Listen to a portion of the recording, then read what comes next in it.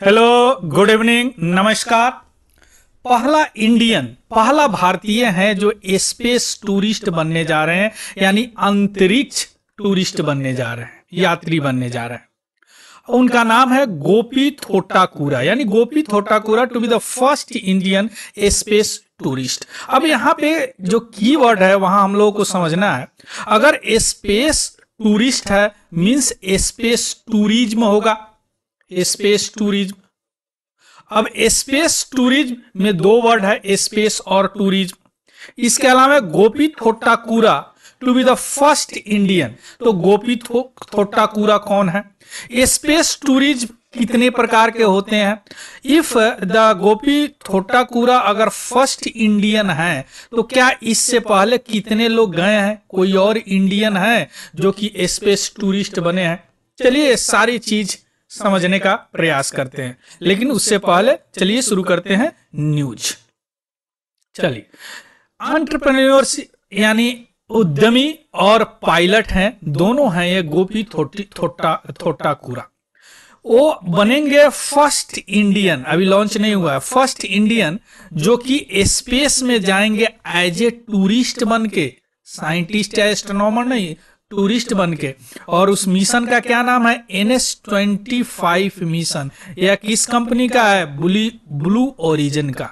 अब इसी के मालिक का एक अमेजन कंपनी भी है, मतलब इनके मालिक क्या है? Jeff Bezos. क्लियर? तो ब्लू ओरिजिन जिस तरह एलन मस्क का स्पेस एक्स है, स्पेस कंपनी है, उसी तरह इनका जेफ बेजोस का यह एक स्पेस कंपनी है। इस कंपनी के तहत यह मिशन है NS-25।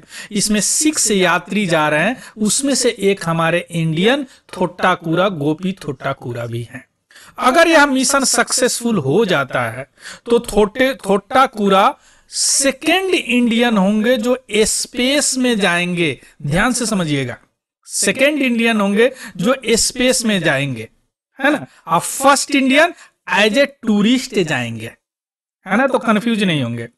अब जो सेकेंड इंडियन है तो फर्स्ट इंडियन ऑफ कोर्स सबको पता होगा, राकेश शर्मा जी हैं, जो 1984 में सोल्यूट स्पेस मिशन, जिस तरह NS-25 है उस तरह उस समय सोवियत यूनियन का, उस समय रूस सोवियत यूनियन था, सोल्यूट स्पेस 7 स्पेस स्टेशन पर गए थे, है ना, राकेश शर्मा। क्लियर? टूरिस्ट बन के नहीं, कुछ काम करने गए थे, लेकिन ये कैसे जाएंगे? टूरिस्ट, इसीलिए फर्स्ट यहां यूज किया जाता है। लेकिन अगर स्पेस की बात करें तो थोटाकुरा सेकेंड बनेंगे। क्लियर? अब यहां पे हम थोड़ा सा समझने का पहले प्रयास करेंगे कि गोपी थोटाकुरा कौन है, क्योंकि यही बनने जा रहे हैं। ये है राकेश शर्मा जी जो 1984 में और 2024 में जो बनने वाले हैं सेकंड इंडियन। ये फर्स्ट इंडियन है, ये सेकंड इंडियन है। चलिए गोपी थोटाकुरा की बात करते हैं। गोपी थोटाकुरा बंगलोर के हैं। यह इन्होंने एम्ब्री रीडल एरोनॉटिकल यूनिवर्सिटी से ग्रेजुएट किए हैं और यह इनको जेट उड़ाने का कमर्शियली उड़ाते हैं, जेट, है ना। इसके अलावा गोपी जी जो पायलट भी हैं और एविएटर भी है। एविएटर मतलब होता है कि किसी को फ्लाई करने से पहले उसको बताना कि कैसे फ्लाई करेगा, है ना। इसके अलावा उन्होंने एक कंपनी भी बनाया है, प्रिजर्व लाइफ कॉर्प्स, जो कि वेलनेस और अप्लाई हेल्थ में काम कर रहा है। कहाँ पे है? अटलांटा इंटरनेशनल एयरपोर्ट के नजदीक ये है। यह बहुत बड़े ट्रेवलर है, लाइफ लॉन्ग ट्रेवलर है और एडवेंचरर भी है। जो लास्ट में इनका एडवेंचरर क्या है? माउंट किलिमंजारो पे किए हैं, है ना। तो ये गोपी थोटाकुरा हो गया। अब हम समझते हैं कि स्पेस टूरिज्म क्या है। शुरू में मैंने बताया कि ये स्पेस टूरिस्ट अगर ये बनने जा रहे हैं फर्स्ट, तो स्पेस टूरिज्म होगा। अब स्पेस टूरिज्म की बात करते हैं तो स्पेस टूरिज्म क्या है? एक एविएशन सेक्टर के, यानी लोग फ्लाई करेगा, ऊपर जाएगा, लेकिन यहां पे एज ए टूरिस्ट फ्लाई करेगा। और दूसरी बात की यह एक अपॉर्चुनिटी, यह एक अवसर देता है लेमैन को, यानी वह आदमी जो एस्ट्रोनॉट नहीं है, एस्ट्रोनॉट बनना चाहते हैं। देखिए एस्ट्रोनॉट मीन्स क्या होता है कि स्पेस में जाए, रिसर्च करे। हम एस्ट्रोनॉट नहीं है, लेकिन हमको स्पेस में जाना है, फील करना है कि एस्ट्रोनॉट की तरह स्पेस में जाना है, तो यह एक अवसर देता है स्पेस ट्रेवल का। अब वहां पे तो हम एस्ट्रोनॉट है नहीं, तो हम लोग क्या करेंगे, वहां के रिक्रिएशनल, लीजर्स, बिजनेस पर्पस के लिए जाएंगे। यानी टूरिस्ट लोग क्या कोई काम तो होता नहीं है, रिक्रिएशनल पर्पस के लिए जाते हैं, मनोरंजन के लिए जाते हैं। तो स्पेस टूरिज्म एक ऐसा अवसर प्रदान करता है कि जी ले people as like astronaut space में जाते हैं मनोरंजन के लिए, बड़े बड़े बिजनेस पर्पस के लिए भी स्पेस में जाते हैं। आया बात समझ में? जो स्पेस टूरिज्म जो है यह बहुत तेजी से ग्रो कर रहा है, क्योंकि इससे पहले मैं एक वीडियो बनाया था स्पेस इकोनॉमी पे, और मैं उसमें बताया हूं कि space tourism is the part of space economy. अब इसमें क्या होगा कि बड़े बड़े बिजनेसमैन, जैसे देखिए जेफ बेजोस आ रहे हैं, अमेजन वाले हैं ना, अब क्या कर रहे हैं कि यह अवसर प्रदान कर रहे हैं, यानी बना रहे हैं, शटल बना रहे हैं, आपके पास पैसा है, जाइए स्पेस में से घूम के आइए, है ना। तो बड़ा तेजी से बढ़ रहा है, और एक रिपोर्ट के मुताबिक इसका अभी जो 2023 का जो वैल्यूएशन है 848.28 मिलियन है, और ऐसा बताया जा रहा है कि 2032 तक यह 27,861.19 मिलियन हो जाएगा। लेकिन इसके साथ बहुत सारे चैलेंजेस भी है, जैसे अभी भी हाईली कॉस्ट है, अभी भी $1 मिलियन आपको देने पड़ेंगे ऊपर घूमने के लिए। इन्वायरमेंटल कंसर्न भी है, देखेंगे इसके कारण इसका ग्रोथ उतना हिसाब से नहीं हो रहा है, लेकिन फिर भी बहुत तेजी से लीप एंड बाउंड ग्रो कर रहा है, बहुत तेजी से ग्रो कर रहा है। इसीलिए स्पेस इकोनॉमी इतना तेजी से ग्रो कर रहा है, एक पार्ट है ना। इसका मैं एक बड़ा अच्छा वीडियो बनाया हूं, WEF का रिपोर्ट है, वर्ल्ड इकोनॉमिक फोरम का, जाके आप लोग चेकआउट कीजिएगा। क्लियर? अब हम समझते हैं स्पेस टूरिज्म समझ गए कि वैसा टूरिज्म, वैसा यात्रा जो बिना एस्ट्रोनॉट के आपको प्रोवाइड कराता है, उनको पैसे मिलते हैं, आपके पास पैसे हैं, दीजिए घूम के आइए, है ना। अब इसको समझने से पहले थोड़ा सा समझते हैं स्पेस फ्लाइट क्या होता है। मैं स्पेस फ्लाइट में स्पेस इकोनॉमी में ही शायद बताया हूं कि मीन सी लेवल से, ध्यान दीजिएगा, समुद्र तल की ऊंचाई से, मीन सी लेवल समुद्र तल से 100 किलोमीटर के बाद वाले स्पेस को स्पेस यानी अंतरिक्ष बोलते हैं। इसके बाद अंतरिक्ष शुरू होता है, मींस इसके नीचे स्पेस शुरू नहीं होता है, उस देश का सोवरेन राइट होता है। क्लियर? मीन सी लेवल से। अब यह जो बाउंड्री है, यह जो एज है, किनारा है, इसको बोला जाता है कर्मन लाइन। क्यों कर्मन लाइन बोला जाता है? क्योंकि 1900 में थियोडोर वान कर्मन ने इस लाइन को इमेजिन किया था। ये अगर माइल में करें तो ये 62 माइल्स के बराबर होंगे। क्लियर? अब इस स्पेस में सभी कंट्री फ्री हैं कोई काम करने के लिए। अटैच क्या है इसमें, राइडर क्या अटैच है कि for the welfare of human being. Clear? आ गया बात समझ में? तो अगर स्पेस ट्रेवल है मींस 100 किलोमीटर से ऊपर जाएगा, 62 माइल से ऊपर जाएगा। अब दो कंडीशन है, ध्यान दीजिएगा।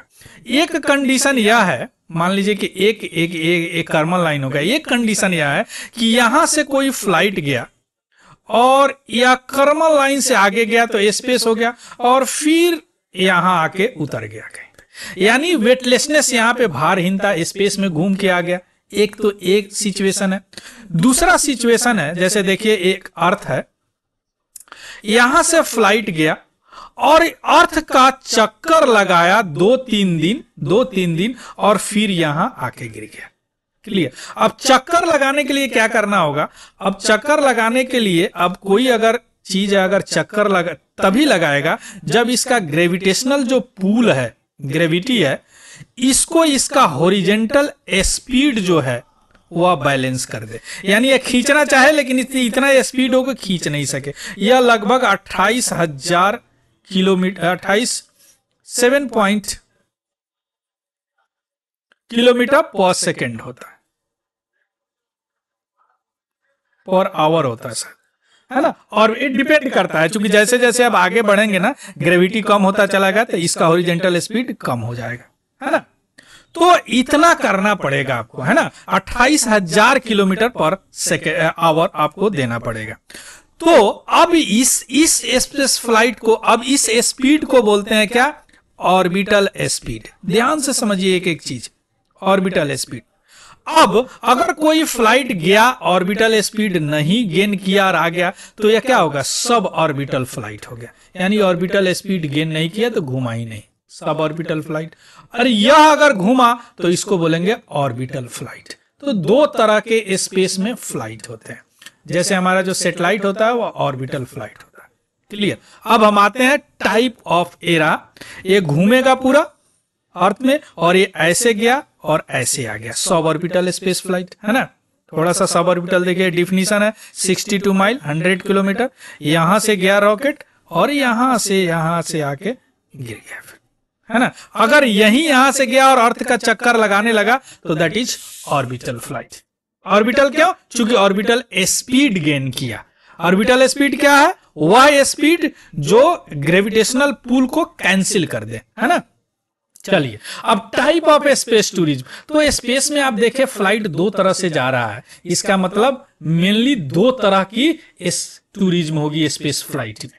सब ऑर्बिटल स्पेस फ्लाइट अभी बताए हैं कि कर्मन लाइन से ऊपर जाएंगे और जस्ट आ जाएंगे, है ना। सो NS-25 जो मिशन है जिसपे हमारे थोट्टीकुरा साहब जा रहे हैं, थोट्टाकुरा साहब, वह सब ऑर्बिटल फ्लाइट है, याद रखिएगा, या ऑर्बिटल नहीं है। तो थोट्टा जो कुरा है वो अदर क्रू जो मेंबर है 6 में से जो 5 बचे वो आउटर स्पेस में जाएंगे। उस रॉकेट का नाम है न्यू शेफर्ड रॉकेट। क्लियर?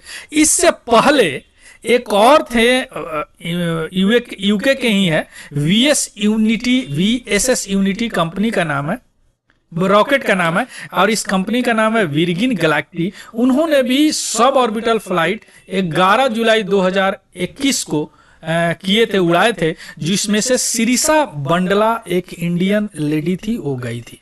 अब इसके नाम से यह सेकेंड लेडी हो गई कल्पना चावला के बाद जो स्पेस में गई। यार कि कल्पना चावला ISS पे गई थी, है ना, रिसर्च करने के लिए। ये केवल स्पेस में जाने के लिए पैसे थे, इन्होंने सब ऑर्बिटल फ्लाइट में गए। तो अगर अब ये फर्स्ट मैन है, ऐसा नहीं कि फर्स्ट है, चूंकि ये सब ऑर्बिटल फ्लाइट 11 जुलाई 2021 को जा चुकी है सिरिसा बंडला। ये रही हमारी कल्पना चावला, ये रही सिरिसा बंडला। क्लियर? साउथ की है ये, आई थिंक आंध्र प्रदेश की है। क्लियर?